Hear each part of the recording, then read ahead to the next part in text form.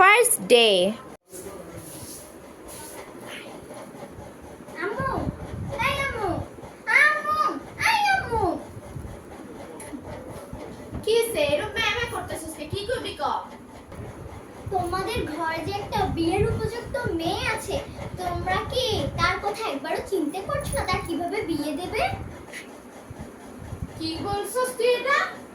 হ্যাঁ, এটা দেখছস? দেখছস এটা? মায়ের একটাও নিচে পড়বে না, বয়স হয় না এখনো সে নাকি বিয়ে করবে। যা এখান থেকে।